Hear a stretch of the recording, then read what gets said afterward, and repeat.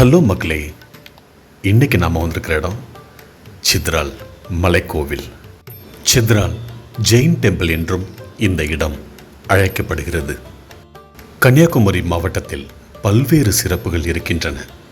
அவற்றில் இந்த மலைக்கோவிலும் ஒன்று.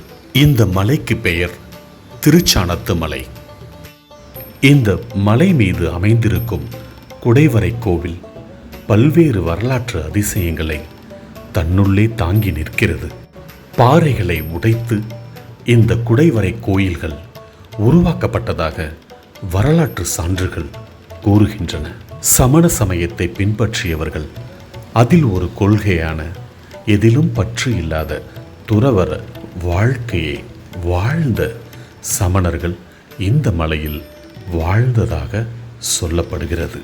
இதய வடிவிலான ஒரு குளம் இங்கு அமைத்திருக்கிறார்கள். அப்போதே பார்க்கவே அந்த குளம் அவ்வளவு அழகாக இருக்கிறது. கோவிலின் சுவர்களில் ஏராளமான சமண சிற்பங்கள் செதுக்கப்பட்டுள்ளன. தமிழ் பிராமி கல்வெட்டுகளும் உள்ளது. இந்த மலைக்கோவிலுக்கு செல்ல 1/2 கிலோமீட்டருக்கும் மேல் நடக்க வேண்டும்.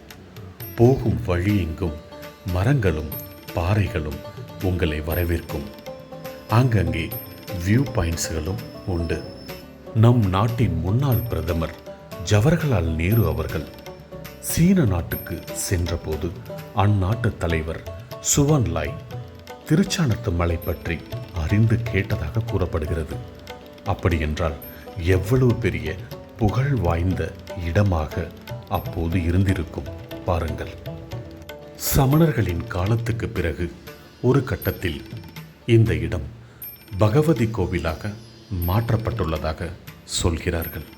சித்ரால் அம்மா என்று இந்து கோவிலாகவும் இப்போது இருந்து வருகிறது. நான் இந்த மலைக்கோவிலுக்கு சென்றிருந்த போது கூட்டம் அவ்வளவாக இல்லை. அப்போது கேரளா கொல்லம் பகுதி ஸ்கூலில் இருந்து மாணவர்கள் நிறைய பேர் வந்திருந்தார்கள். அந்த இடமே கொஞ்ச நேரத்தில் திருவிழா போல கலகல என்று மாறிவிட்டது.